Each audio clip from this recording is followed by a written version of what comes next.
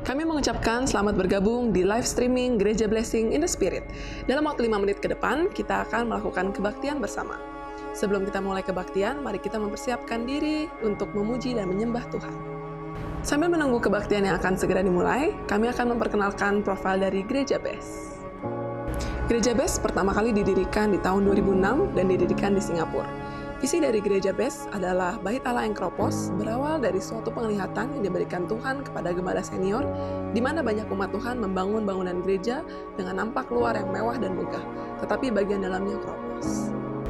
Yang artinya umat Tuhan membangun bangunan fisik gereja dan melakukan kewajiban agamawi secara baik, tetapi mental dan karakter tidak disertai dengan karakter Kristus. Terlebih hatinya dilingkupi kekhawatiran, dendam, benci, keserakahan, dan tidak bisa mengampuni. Misi dari Gereja BES adalah menjadi gereja percontohan di akhir zaman dengan melalui kebaktian, membawa jiwa kepada Tuhan dan ajaran Yesus. 5 pilar utama dari Gereja BES yaitu yang pertama, Back to Jesus Teaching, yang kedua, Mega Project Karakter Kristus, ketiga, Misi, 4, Muritan, dan 5, Diakonia. Apa itu Mega Project Karakter Kristus? Mega Project Karakter Kristus adalah salah satu pilar dan program Gereja BES. Melalui program ini, gereja ingin membentuk karakter, mental, dan etika jemaat sesuai dengan ajaran Yesus. Hingga saat ini, Gereja BES sudah memiliki 59 cabang gereja yang tersebar di beberapa negara, seperti Indonesia, Singapura, China, Australia, Ghana, hingga Amerika. Program dari Gereja BES diantaranya yang pertama adalah misi, mengunjungi lokasi-lokasi yang sulit dijangkau di Indonesia, memberikan bantuan, motivasi, dan mengubah cara pandang tentang hidup, menumbuhkan tingkat keberanian terhadap tantangan, serta mengajarkan ajaran Yesus tentang keselamatan dan kebenaran. Yang kedua adalah Ladies Devotion. Ladies yang berasal dari kata lady, yang berarti wanita dengan budi luhur, sedangkan devotion yang berasal dari kata devotee, yang berarti setia sampai mati. Jadi, Ladies Devotion adalah program Gereja BES yang ditujukan untuk kaum wanita. Yang ketiga, YES, Young People Evangelism Special Services adalah bagian regenerasi dari Gereja BES. Visi Tuhan bahwa akan ada ratusan anak muda yang menyerahkan diri untuk Tuhan, mau melayani, dan menjadi hamba Tuhan. Yang keempat, Gereja BES memiliki sekolah tinggi teologi sendiri yang dinamakan STT Adi Wacana. Terdapat beberapa program studi seperti Sarjana S1 Teologi dan Sarjana S1 Pendidikan Agama Kristen. Untuk info lebih lanjut, saya langsung mengunjungi website di sttaw.ac.id. Sekarang saatnya kita akan memulai kebaktian live streaming pada hari ini. Selamat berbakti kepada Tuhan dan Tuhan Yesus memberkati.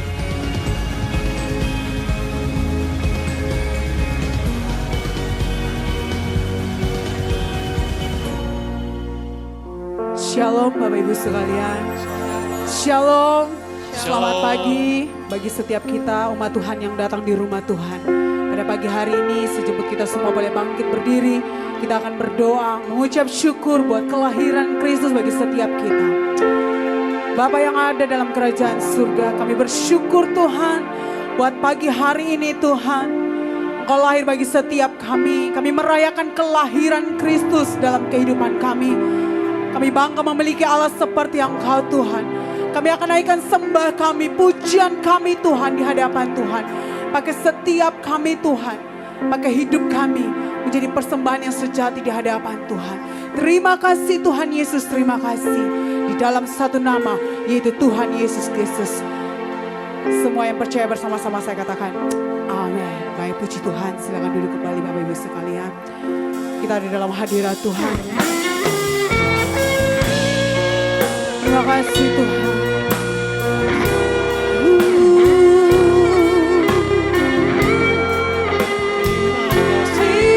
Terima kasih Tuhan.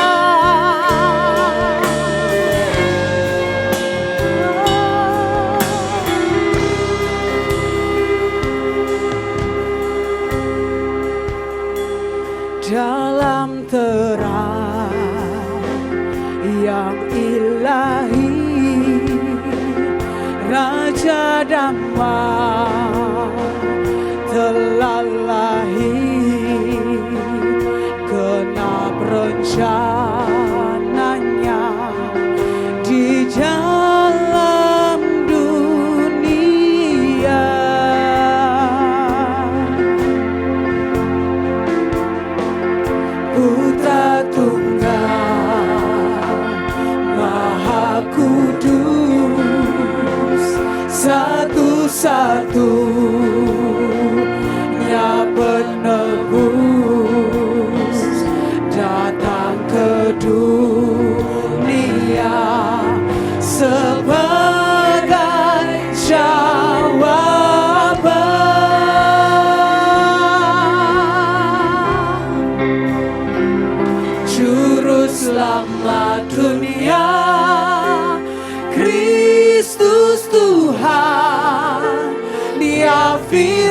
yang jadi manusia,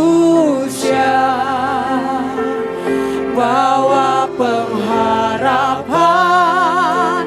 bagi kita. Terima kehidupan yang kekal.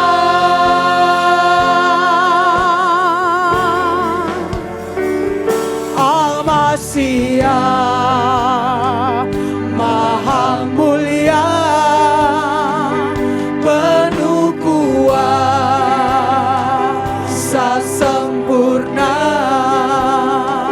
sungguh layak terima segala pujian.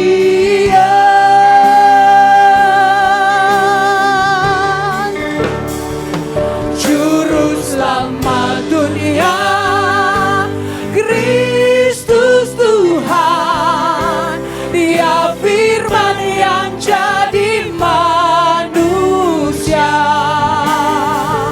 bawa pengharapan bagi kita.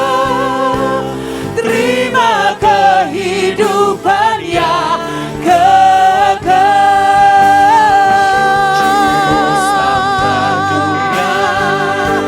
Kristus Tuhan, Dia firman yang jadi manusia, bawa pengharapan bagi setiap umat manusia. Bagi kita, terima kehidupan yang kekal. Juru selamat dunia, Kristus Tuhan, Dia firman yang jadi manusia,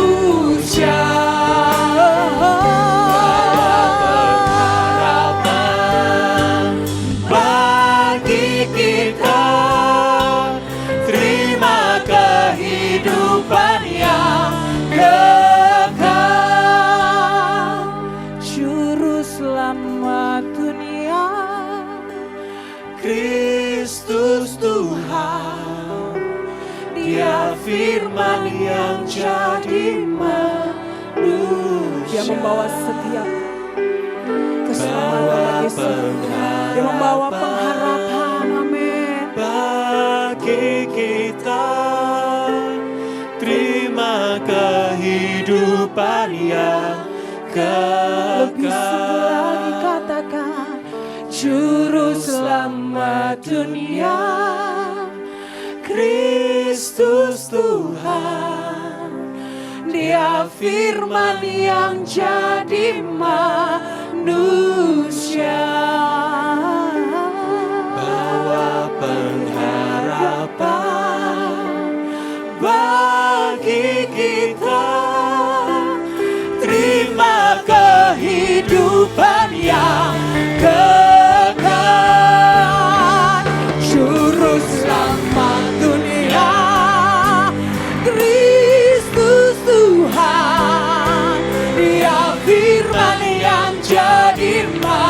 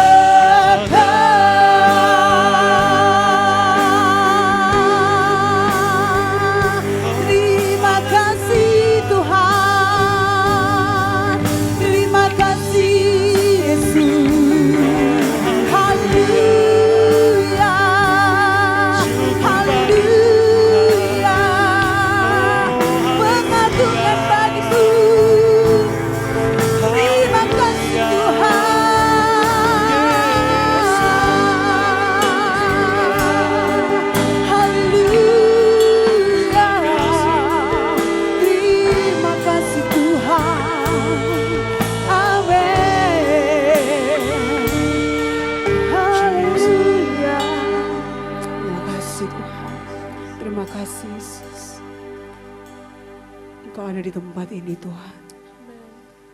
Kau juru selamat bagi setiap kami Tuhan. Terima kasih Roh Kudus. Terima kasih Bapa, Engkau datang bagi setiap kami. Karena kasih-Mu yang begitu besar bagi setiap kami Tuhan.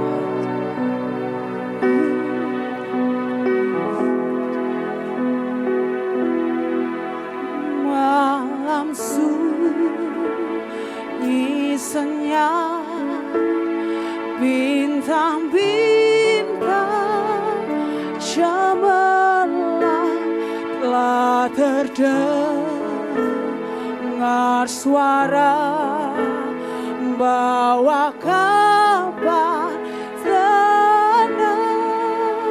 Yesus juru selamat datang di Betlehem. Yesus juru selamat datang di Betlehem.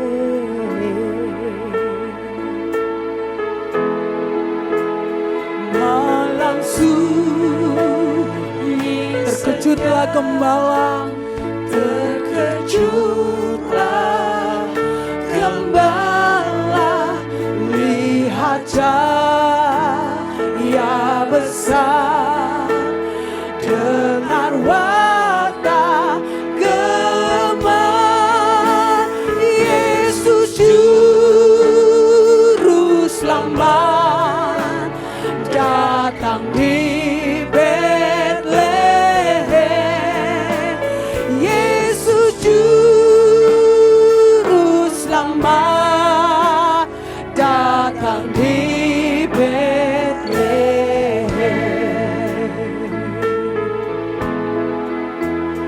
Malam sunyi senyap, bintang-bintang cemerlang, bintang-bintang kami mendengar suara, telah terdengar suara, bawa kabar yang senang,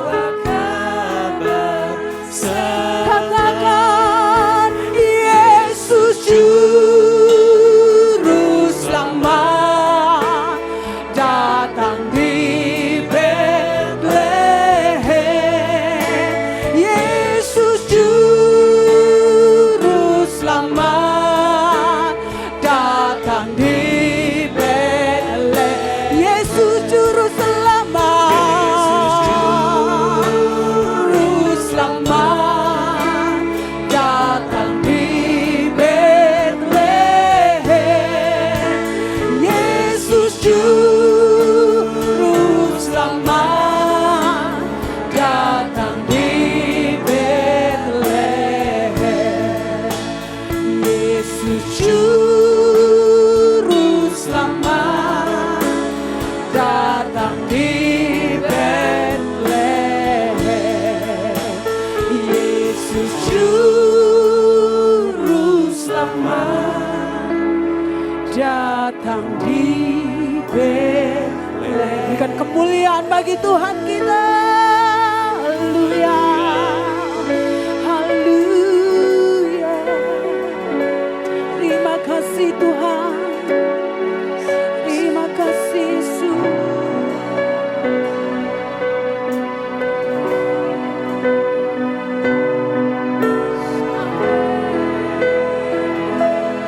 Mari sembah Dia, sembah Dia.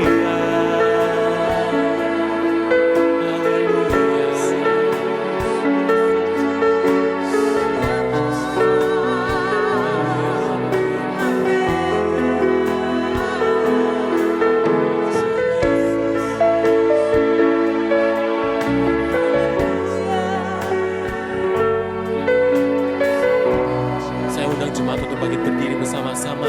Kita menyambut Tuhan. Oh, haleluya.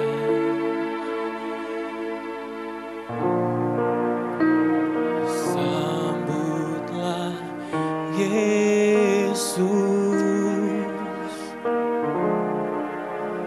tinggikan Yesus. Beri Dia hormat, pujian, dan kuasa, Yesus Raja. Amin. Bagi yang mulia, ku angkat tanganku, ku angkat tanganku. Kau ku puja, ku cinta, ku sembah. Haleluya. Sama-sama kita katakan, sambutlah Yesus, tinggikan Yesus. Beri Dia hormat, pujian dan kuasa, Yesus Raja. Bagi yang mulia, bagi yang mulia, ku angkat tanganku. Kau ku puja, ku cinta, ku sembah. Haleluya. Sambut Dia, sambutlah Yesus, tinggikan Yesus. Beri Dia hormat, beri Dia hormat, pujian dan kuasa, Yesus Raja. Amin. Bagi yang mulia, ku angkat tanganku. Kau ku puja, ku cinta, ku sembah. Haleluya. Beri tepuk tangan yang terbaik buat Tuhan Yesus kita. Haleluya. Oh, praise the name of the Lord our God. Oh, praise His name forevermore. For endless days we will sing Your praise, oh Lord our God. Oh, praise His name. Oh, praise the name of the Lord our God. Praise His name. Oh, praise His name forevermore. For endless days we will sing Your praise, oh Lord our God. Lebih lagi buat Tuhan Yesus. Haleluya. Oh, praise the name of the Lord our God. Oh, praise His name forevermore. For endless days we will sing Your praise, oh Lord our God. Come on, church, we sing it. Oh, praise the name of the Lord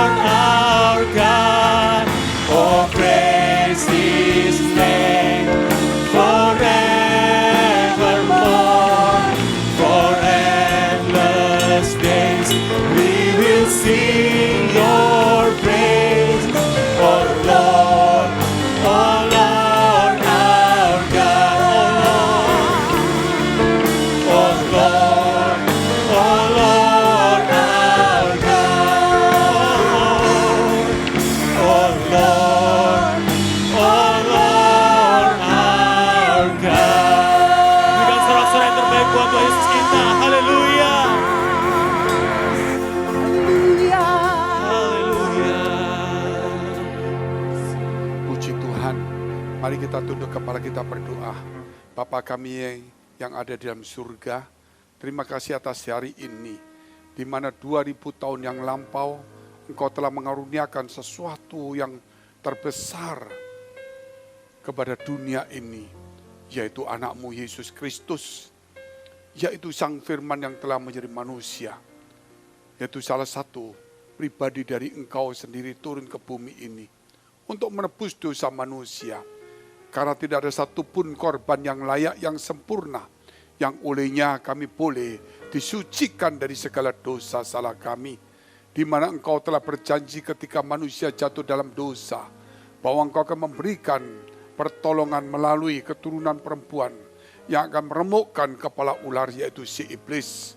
Dan demikian juga keturunan si iblis akan meremukkan tumit-Mu. Oleh karena itu Tuhan, terima kasih atas kedatangan-Mu di muka bumi ini, sehingga dunia yang gelap di dalam dosa dan kutuk, tiada pengharapan, menjadi penuh dengan pengharapan, menjadi terang, sehingga Kau disebut terang dunia, dan kami juga disebut anak-anak terang. Terima kasih Bapa, terima kasih atas kedatangan-Mu, walaupun dunia menolaknya, sehingga Engkau tidak mempunyai tempat tinggal, namun kami menerimanya. Hati-hati kami semuanya Tuhan, kami serahkan supaya Engkau ada di dalam hati kami. Dunia tidak pernah bisa memberikan tempat untuk Engkau. Pada dunia Engkau jadikan, tetapi hati kami siap untuk menjadi tempat tinggal. Rumah Allah, rumah Roh Kudus. Demi nama Tuhan Yesus yang sakit, yang susah, yang punya masalah, persoalan, tantangan, yang putus asa dalam pergumulan, dalam kesedihan. Kiranya hari ini, biar keajaiban Natal, miracle of Christmas, itu terjadi, dan semangat Natal itu ada dalam kehidupan mereka, supaya mereka disembuhkan dalam nama Yesus Kristus. Haleluya, amin. Puji Tuhan, saudara yang kasih Tuhan. Merry Christmas, Merry Christmas, haleluya. Ada sesuatu yang luar biasa, yaitu kalau kita boleh merayakan Natal, walaupun mungkin situasinya tidak sama seperti tahun-tahun kemarin, namun ini adalah sesuatu yang spesial, yang seumur hidup yang akan kita jumpai dan kita alami. Oleh karena itu, saudara yang dikasihi Tuhan, ini sesuatu sepertinya ujian. Apakah setiap orang percaya itu ketika ada tantangan, persoalan, dia mau mencari Tuhan? Atau sebaliknya, dia mengeluh. Ingat, setiap sekolah pasti ada ujiannya. Demikian juga Tuhan Yesus juga katakan, pergilah, jadikan semua bangsa muridku. Berarti kita sekolah dan menjadikan Tuhan sebagai guru. Dan inilah ujian-ujiannya. Kesulitan, persoalan, ekonomi, pergumulan, pandemi, penyakit, dan sebagainya. Begitu menghimpit, bahkan gereja, pendeta, semua juga terkena dampaknya. Tetapi bagaimana sikap kita? Iman kita yang harus bertumbuh. Walaupun ekonomi, walaupun kondisi, walaupun situasinya boleh terpengaruh. Namun iman kita tidak boleh terpengaruh oleh dunia. Justru sebaliknya oleh firman Allah. Oleh karena itu kita harus mempunyai visi untuk menyambut tahun yang baru, mengalami pandemi ini bagaimana. Saudara yang dikasihi Tuhan, saya teringat tentang mimpi daripada Yusuf, yaitu suami dari Maria, yaitu papa, ayah, angkat dari Yesus Kristus. Ketika Yesus lahir, maka Herodes itu mengancam hendak membunuhnya. Dan dia berpesan kepada orang Majus, kalau engkau menjumpai anak itu, beritahu aku juga akan menyembahnya. Namun kita tahu semuanya bahwa Herodes hendak membunuhnya. Sehingga melalui mimpi itu orang Majus disuruh jalan, ya berputar, tidak sebagaimana jalan dia datang. Dan kemudian ditunggu-tunggu oleh Herodes yang lama sekali dia tidak menjumpainya.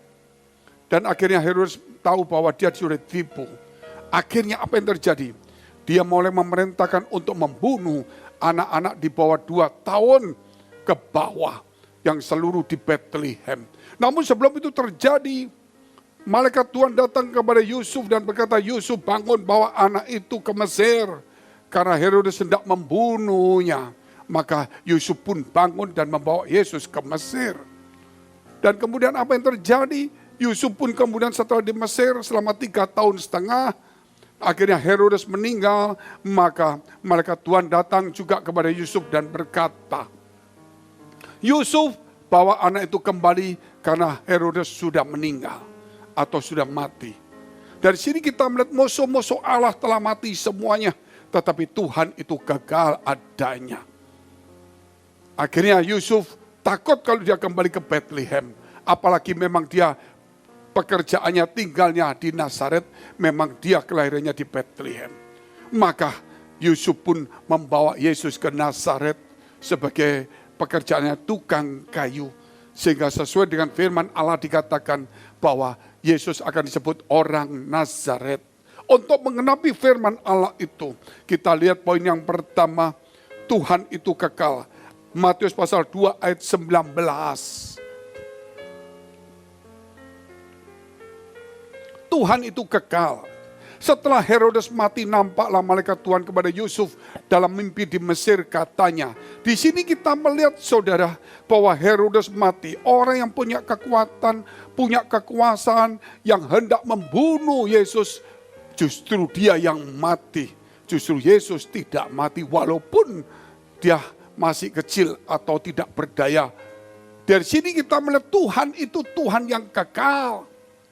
Setiap orang yang memusuhi Tuhan, setiap manusia itu tidak kekal. Siapa yang memusuhi Tuhan itu tidak kekal. Oleh sebab itu musuh-musuh Tuhan yang tidak kekal akan muncul. Namun kekekalan Tuhan tidak pernah bisa dikalahkan. Dan kalau kita melihat dalam kitab Mazmur 37 ayat 20, jelas dikatakan apa di sana? Sesungguhnya orang-orang fasik akan binasa. Orang fasik itu adalah orang yang percaya Tuhan tapi hidupnya di dalam dosa. Orang yang percaya kepada Tuhan namun tidak percaya dengan kuasa Tuhan. Orang yang percaya Tuhan namun berjalan menurut nasihat atau pandangan dunia. Orang yang percaya Tuhan namun memakai cara-cara dunia, tidak mengandalkan Tuhan. Orang fasik adalah orang yang percaya Tuhan tetapi hidupnya tidak sesuai dengan firman Allah. Mungkin dia cuma hanya sekedar beragama, hanya percaya saja, namun tidak ada tindakan selanjutnya. Nah, kita terus, orang-orang fasik akan binasa. Apa selanjutnya? Musuh Tuhan seperti keindahan padang rumput. Kelihatannya indah padang rumput. Mereka habis lenyap bagaikan asap.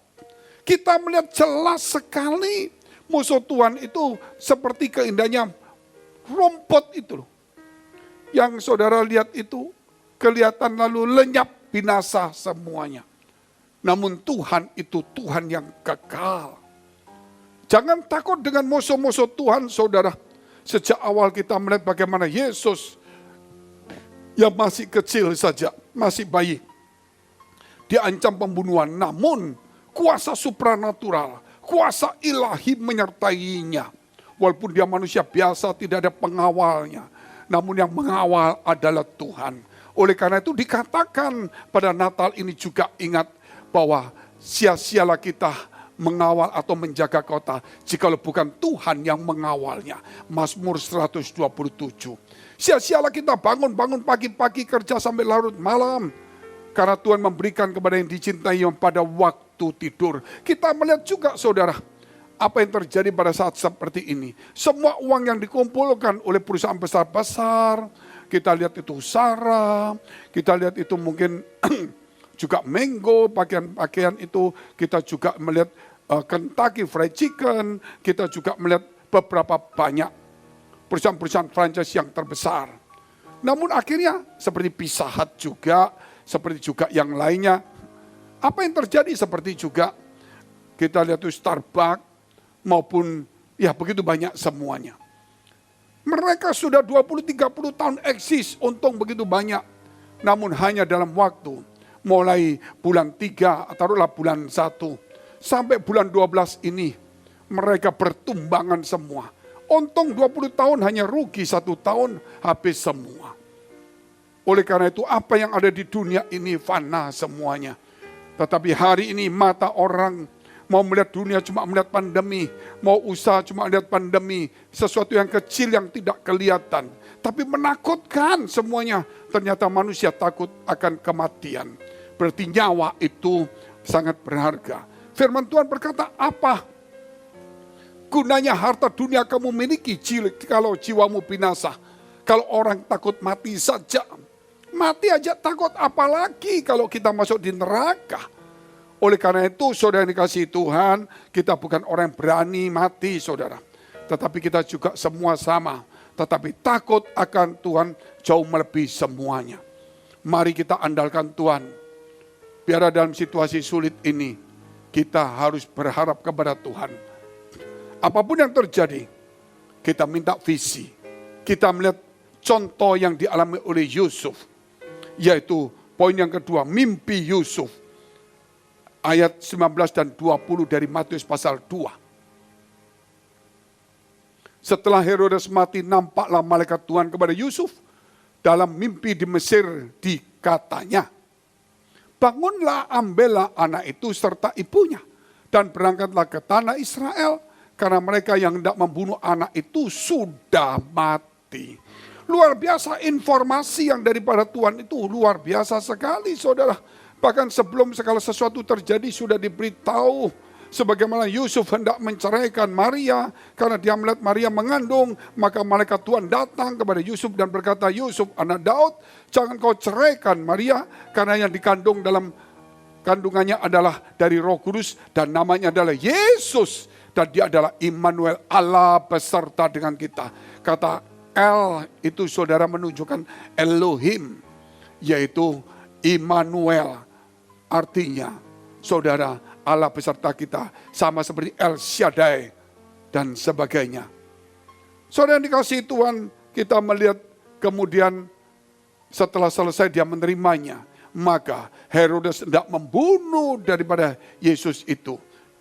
Akhirnya malaikat Tuhan datang kepada Yusuf berkata, pergilah ke Mesir melalui sebuah mimpi. Dan mereka ke Mesir, maka yang dibunuh ada ratusan anak-anak kecil di bawah 2 tahun pada zaman itu. Dan kerangkanya baru ditemukan di sebuah gua di Bethlehem.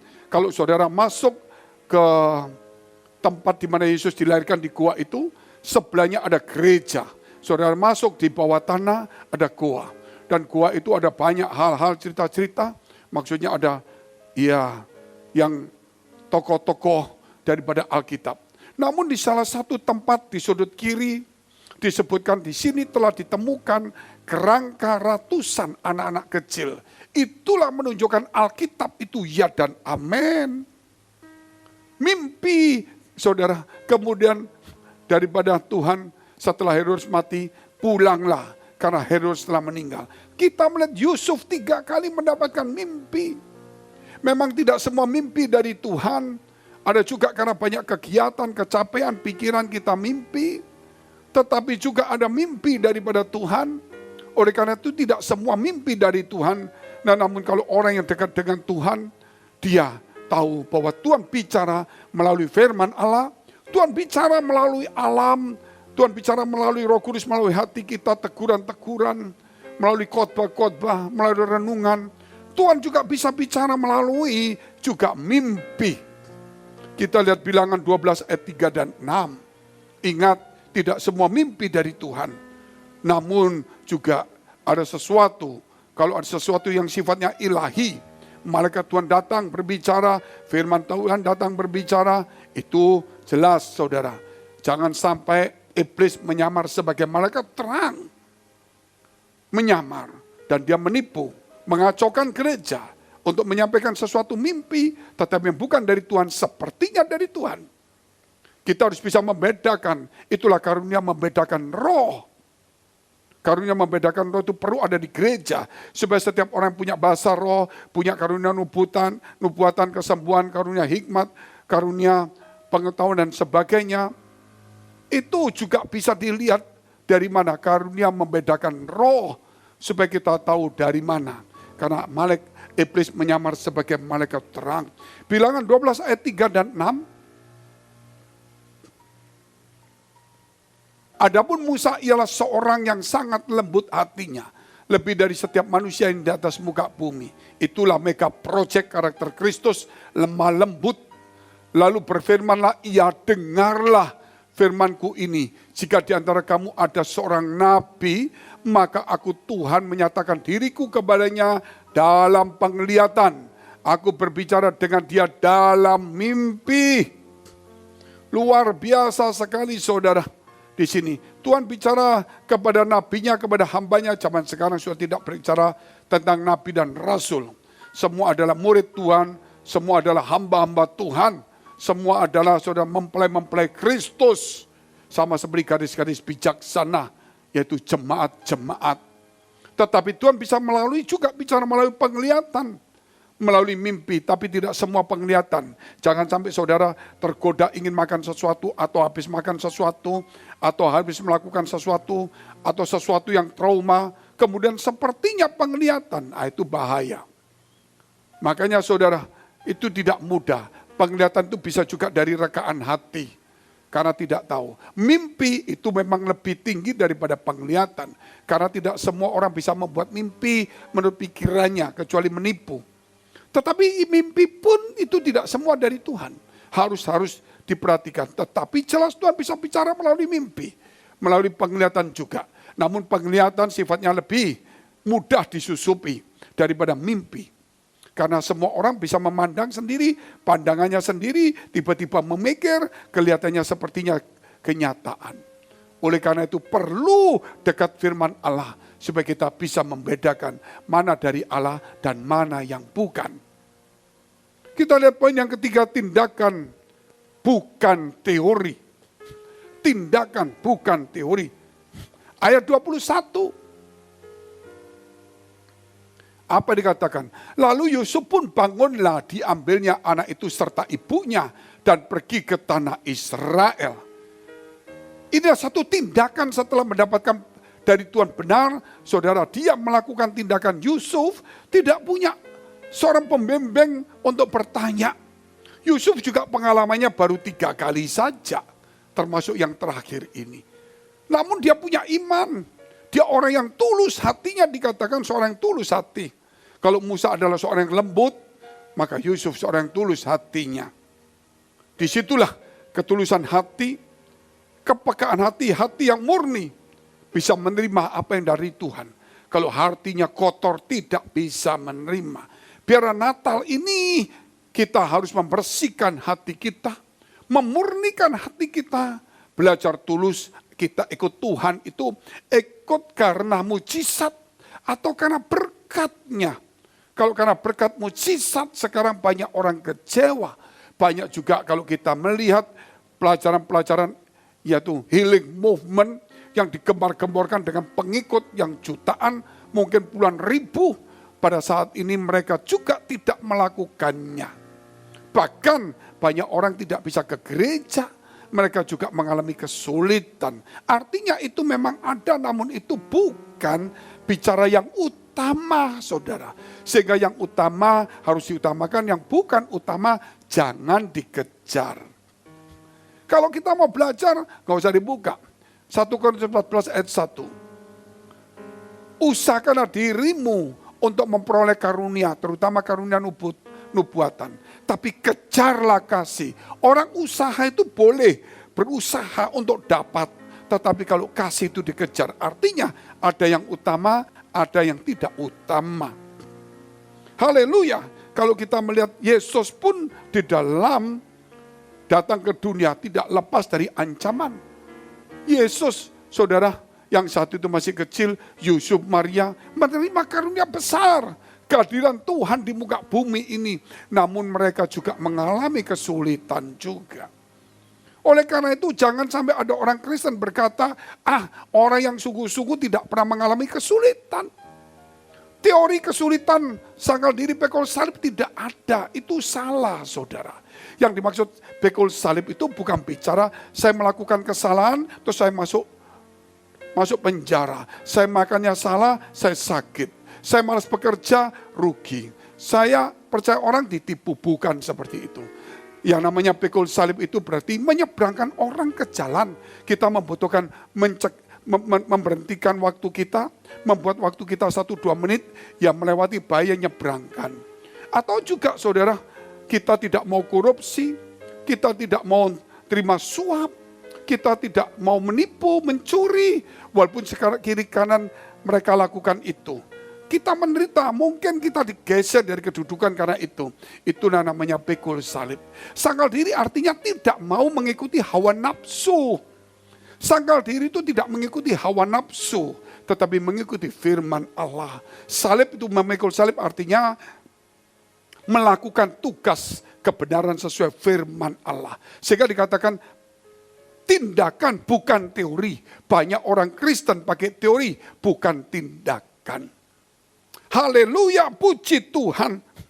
Kita lihat Yakobus pasal 1 ayat 22 sampai dengan 24. Tetapi hendaklah kamu menjadi pelaku firman dan bukan hanya pendengar saja. Sebab jika tidak demikian kamu menipu diri sendiri. Sebab jika seorang hanya mendengar firman saja dan tidak melakukannya, ia adalah seumpama seorang yang sedang mengamat-amati mukanya yang sebenarnya di depan cermin. Baru saja ia memandang dirinya, ia sudah pergi atau ia segera lupa bagaimana rupanya. Boleh dikatakan firman Tuhan itu seperti air, seperti api, seperti palu, godam, seperti roti, saudara, seperti air, sumber air dan sebagainya. Namun firman Allah juga seperti cermin. Ketika seseorang membaca firman Allah, saudara, di situ dia seperti melihat cermin. Ampuni dosa mereka, kalau tidak engkau tidak diampuni. Kita tahu tidak bisa mengampuni. Jangan kamu membalas kejahatan dengan kejahatan, tapi dengan kebaikan. Kita baca cermin itu, oh aku mau membalas kejahatan. Maka kita membersihkan apa yang salah. Seperti kita melihat cermin, ada muka yang noda dibersihkan. Tetapi banyak orang di gereja dengar gitu langsung pelajaran apa, aku mau cari yang lucu, yang heboh, cerita-cerita, yang wah begitu. Pakaian diberkati, naik ini, naik itu, pesta besar. Saudara, kita cuma melihat sesuatu bioskop. Bukan melihat satu firman Allah. Bioskop dari orang yang mengalami itu yang kita bioskopkan sendiri, yang kita animasi sendiri. Tapi firman Allah itu menyodorkan setiap minggu, setiap hari ini loh. Tidak mungkin kita bisa ingat terus. Oleh sebab itu firman mengajarkan kepada kita. Sehingga kita langsung menghapus itu, membatalkan semua kejahatan itu. Itulah yang Tuhan, supaya jangan lagi Natal melalui kesulitan yang dihadapin. Kita jangan pakai teori terlalu banyak. Tapi kita perlu tindakan nyata. Sama seperti Yusuf tidak pakai teori. Dia percaya. Tidak ada berita radio saat itu yang mengatakan Herodes itu mati. Namun dia percaya berita dari Tuhan bahwa Herodes telah mati. Bawalah.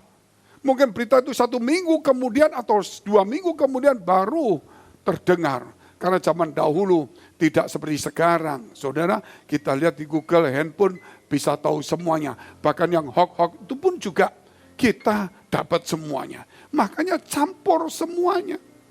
Tetapi firman Allah tidak pernah salah. Yusuf tidak tanya, benar enggak? Tak tunggu berita tetanggaku. Tak tunggu lagi berita dari orang lain, enggak. Dia percaya dengan Tuhan. Bahwa Herodes sudah mati. Bawa anak itu. Tindakan, kalau saudara punya iman, tindakan iman itu perlu. Saat ini Natal ini perlu tindakan iman. Supaya miracle of Christmas, keajaiban Natal terjadi dalam hidup kita. Haleluya. Yang terakhir, Yesus orang Nazaret. Ayat 22 dan 23. Tetapi setelah didengarnya bahwa Arkelaus menjadi raja di Yudea, menggantikan Herodes, ayahnya, ia takut ke sana. Karena dinasihati dalam mimpi, pergilah Yusuf ke daerah Galilea. Setibanya di sana, ia pun tinggal di sebuah kota yang bernama Nazaret. Hal itu terjadi supaya genaplah firman yang disampaikan oleh nabi-nabi, itu berarti jamak. Bahwa ia akan disebut orang Nazaret. Jamak berarti bukan satu nabi yang mengatakan sebut orang Nazaret, berarti nabi-nabi. Saudara kalau melihat perjanjian lama berbicara tentang orang Nazaret, kok nggak ada ya? Kok nggak ada orang Nazaret? Kok cuma ada Nazaret saja? Tapi ini dimaksud sesuai untuk menggenapi apa yang dituliskan oleh para nabi-nabi. Nabi-nabi bukan satu. Kenapa saudara kalau kita cari orang Nazaret nggak ada? Saudara cari itu orang Nazaret kok nggak cocok ya?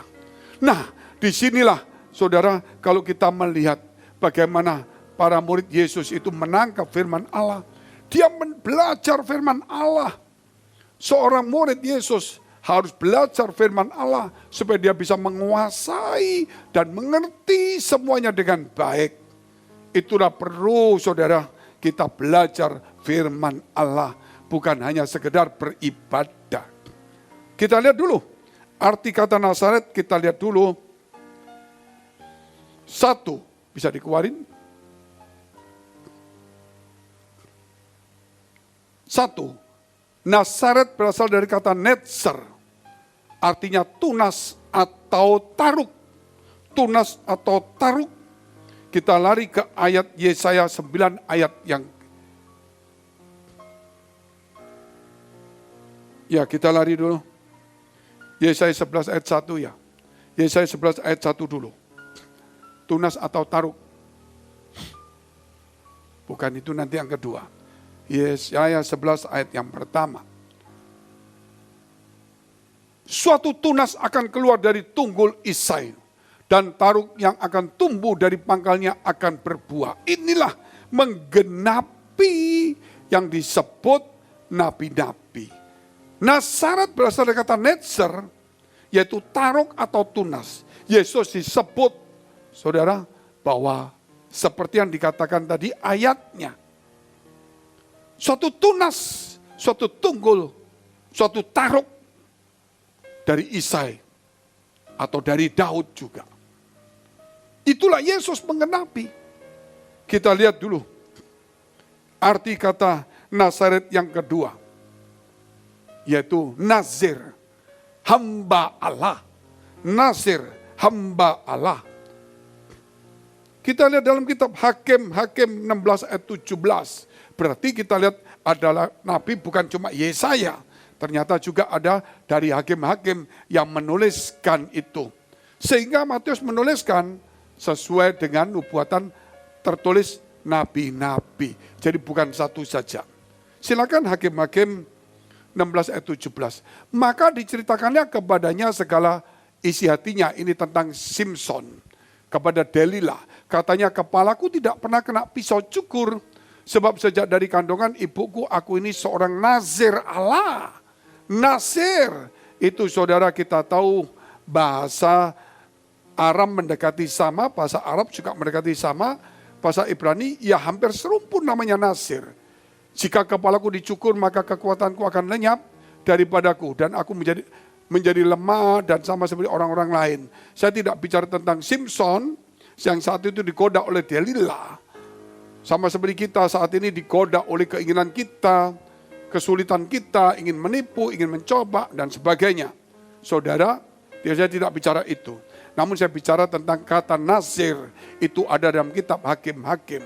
Yaitu kalau kita lihat bahwa Nazaret itu juga berasal dari kata Nazir. Atau artinya Nazir, hamba Allah, Nazir Allah. Yang poin yang ketiga, yaitu Nazaret itu dianggap rendah. Sehingga tidak ada nabi dari Nazaret itu. Tidak ada nabi dari Nazaret. Dianggap rendah, orang-orang bukan rohani. Bukan rohani. Yang rohani banyak dari Yerusalem. Makanya banyak orang bertanya, apakah ada yang baik keluar dari Nazaret? Nazaret itu tempat yang gelap. Gelap itu bukan berarti kejahatan, tapi tidak ada nabi-nabi atau orang-orang besar, orang-orang rohani besar, imam dari situ. Walaupun disebut sebagai Nazir. Kita lihat dulu kitab, yaitu Yohanes pasal 1 ayat 45 dan 46. Filipus bertemu dengan Nathanael dan berkata kepadanya, kami telah menemukan dia yang disebut Musa dalam kitab Taurat. Dan oleh para nabi berarti itu jamak di Musa juga ada, yaitu Yesus anak Yusuf dari Nazaret. Jadi kisah Yesus bukan dari cuma Musa, bukan cuma Yesaya, hakim-hakim, namun saudara dari para nabi dan masuk Taurat Musa. Itu tertulis tentang Yesus. Saudara bisa mempelajari ini, yaitu kalau saudara melihat ya khotbah minggu lalu atau minggu akan datang. Atau mungkin juga awal Januari, yaitu persamaan antara Yesus dan Musa. Mungkin tanggal 3 Januari. Saudara akan belajar itu masih tentang Natal. Persamaan Yesus dan Musa.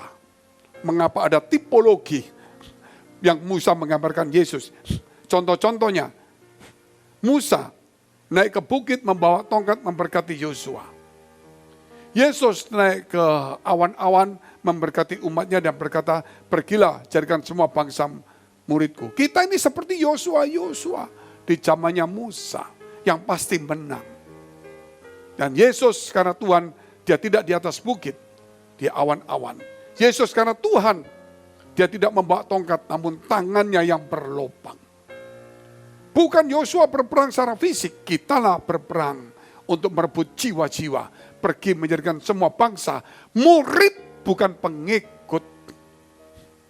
Terus kita lihat lagi ayatnya. Kata Natanael kepadanya, mungkinkah sesuatu yang baik datang dari Nazaret?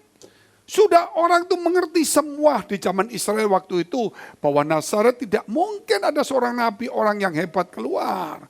Mungkinkah? Tetapi akhirnya Natanael berjumpa dengan Yesus dan Yesus berkata, engkau Israel sejati. Bagaimana kamu tahu katanya? Bagaimana kamu tahu? Yaitu ketika engkau ada di bawah pohon ara itu. Terkejut. Loh, aku sendirian sebelum didatangi oleh Filipus. Kok bagaimana dia bisa tahu? Baru dia percaya. Dan dia mengatakan, saudara, itulah kebenaran Tuhan.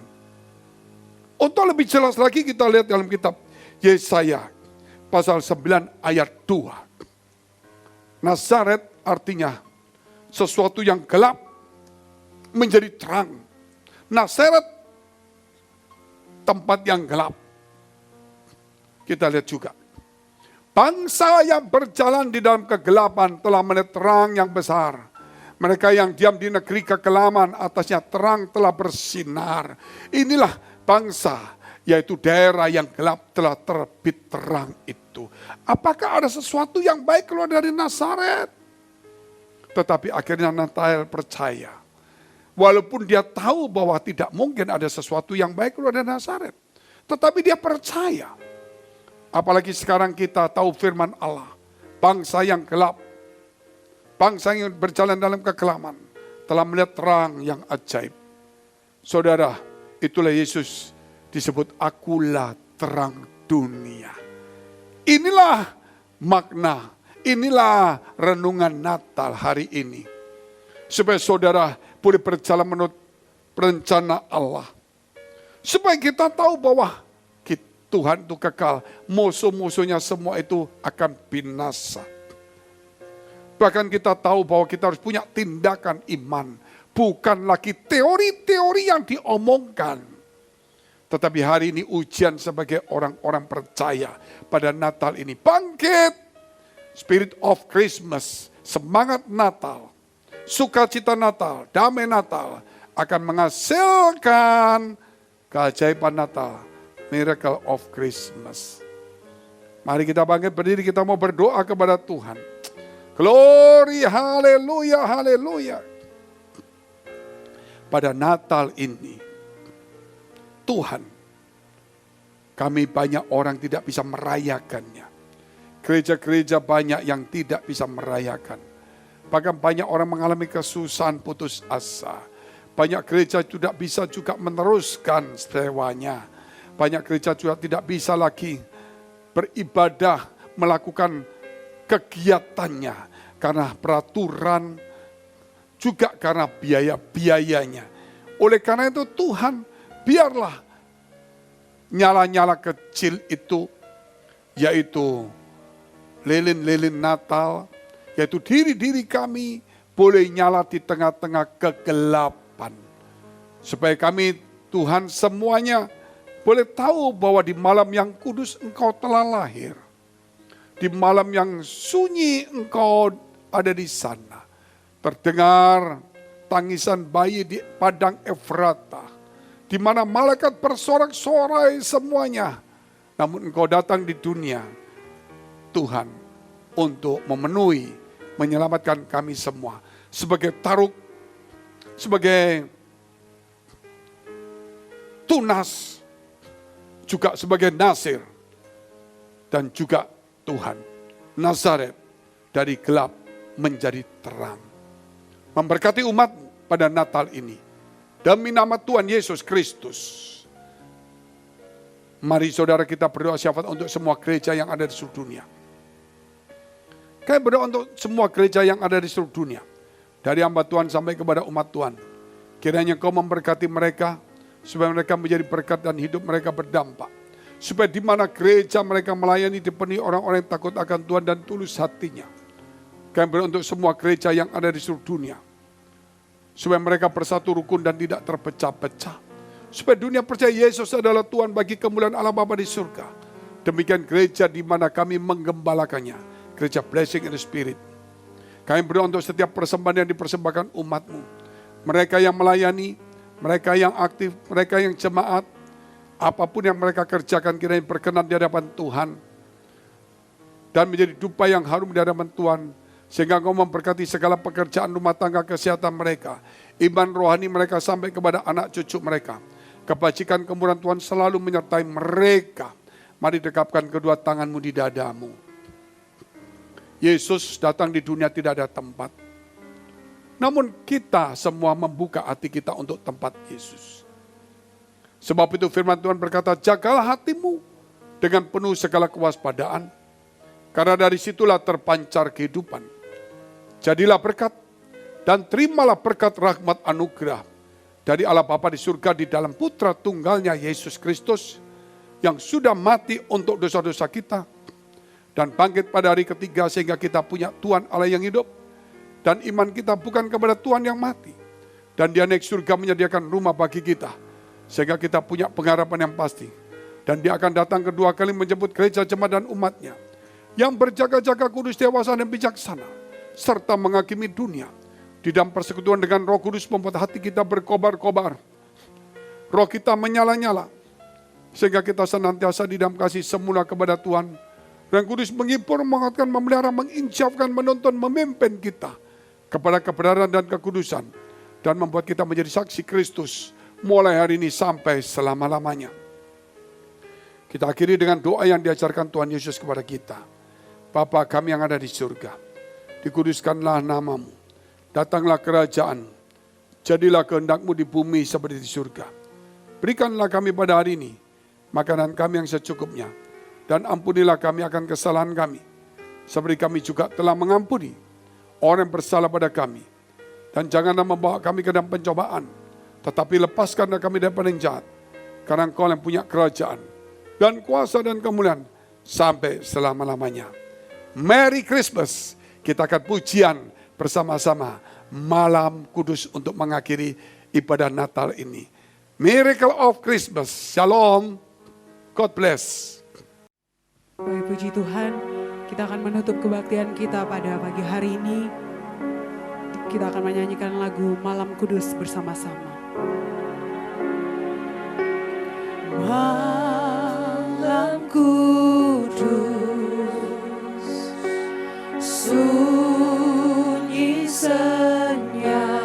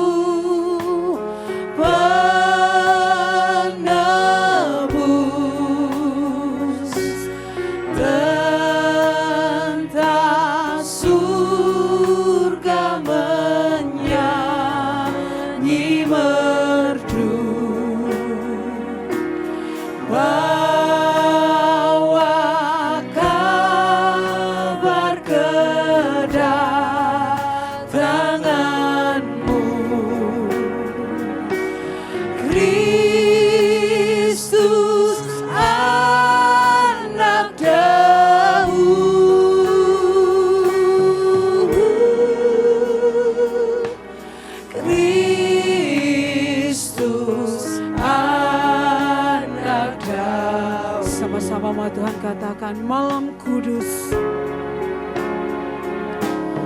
Malam kudus,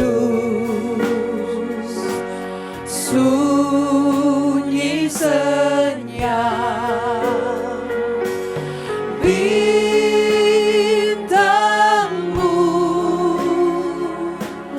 gemerlap,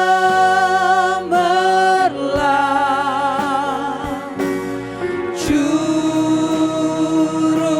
selamat manusia.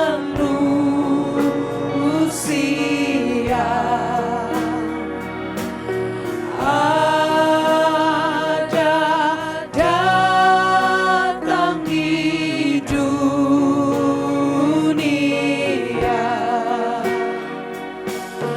Kristus anak Daud,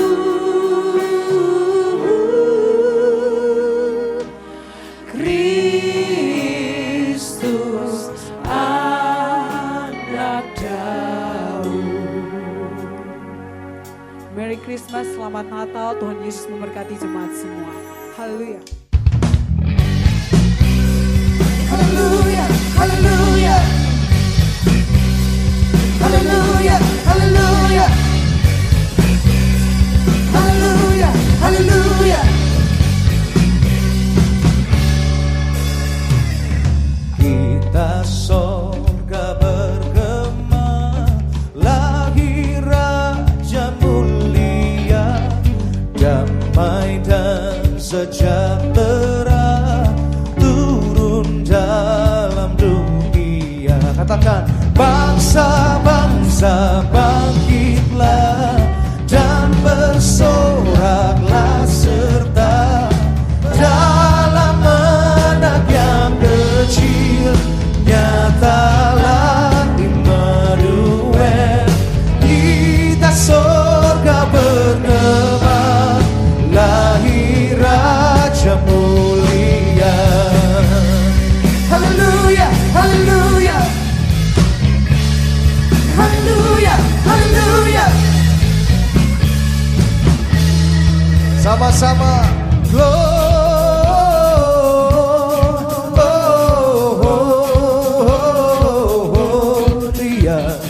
muliakan. Lebih keras katakan Gloria.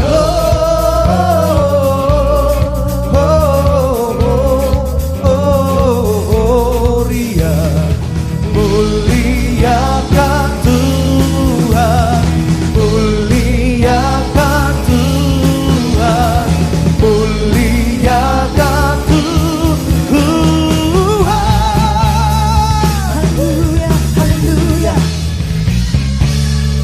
Sorak-sorai kemuliaan bagi Tuhan kita. Haleluya.